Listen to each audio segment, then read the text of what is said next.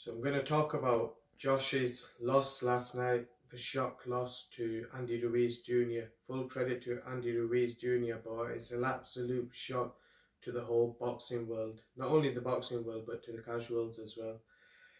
Firstly, for Joshua, it's been a nightmare training camp. He was training for a big heavyweight in Baby Miller, and everyone's seen what happened in the news. He got caught doing drugs, performance enhancement drugs, and I think Joshua put on a lot of size and trained particularly for Baby Miller's style, and that played a big factor in today's fight against Ruiz Jr. He looked slow in the ring. Firstly, I thought Josh was huge in that ring. Don't get me wrong, Andy Ruiz Jr. He's a big heavyweight, but muscle bound Joshua looked like he had a lot of muscle on his body. After the third round, he was blowing. His shots didn't seem to snap out. Usually he's very snappy and puts his shots together. He breaks people down. And with Ruiz, he was technically very good. I remember in training speaking to my trainer Carl Ince about Andy Ruiz Jr. and Carl was saying he looks technically very good on the pads, turning his shots over very fast for a heavyweight as well. And in Josh's fight, I was very impressed with how Ruiz went to Josh's body and made little adjustments in the fight. For example, when Josh was throwing his jab at Ruiz, he was stepping out by an inch and then coming back with the counter right hand, catching Josh. And that played a big factor in Joshua's performance as well, because he was in shock when he was going back to the corner. He was speaking to Rob McCracken. That's the first time I've seen Joshua panic in the corner. He was asking Rob McCracken, like, what's going on? How come I'm feeling like this?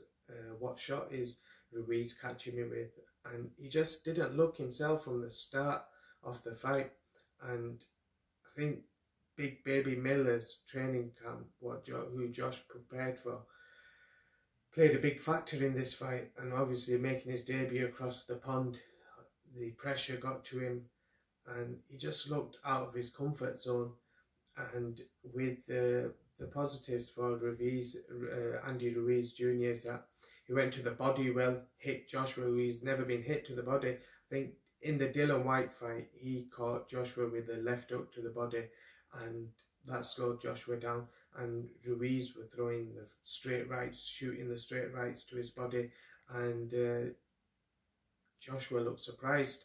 And I liked how Andy Ruiz's were putting his shots together. He weren't throwing single shots, because if he threw single shots, I think Joshua would have countered him, all night long, sitting in position to be hit. But Ruiz was moving, at the right time, making Joshua miss, and my heart just goes out to Joshua. He just looked. I've never seen him, in a fight like that, where he's panicked from the opening bell. From round one, I scored the first round to Ruiz. In my eyes, Ruiz won every round until he stopped the fight. And he surprised me. I'm very impressed with Ruiz's footwork. He kept his leading foot on the outside of Joshua's leading foot when he wasn't throwing shots. And then when he was committing to throw shots, he was moving his leading foot on the inside of Josh's inside foot, his leading foot. And he was impressive, very impressive. I just didn't expect that loss for Anthony Joshua. I definitely do think Joshua will be back. He's got a great team around him in Matchroom Boxing, the best team in the world. And I think Eddie Hearn will bring him back. He's got a professional team around him. And I think he should get an immediate rematch with Andy Ruiz Jr. and base like 10 to 12 weeks just focused on one style. He won't be in the middle of training camp. He won't have to adjust for another fighter. And I think that played a massive factor in this fight for Joshua. I think he was surprised by Ruiz's movement for a big heavyweight, because he's not in the best of shape for a heavyweight. That might be down to his natural body physique. But Joshua seemed in shock. Not only Joshua, but all the world. Matchroom will definitely bring him back, and I think they do need to bring him back because he's a great role model for us upcoming boxers, and also he's giving other British boxers a chance, to make a name for themselves and win titles.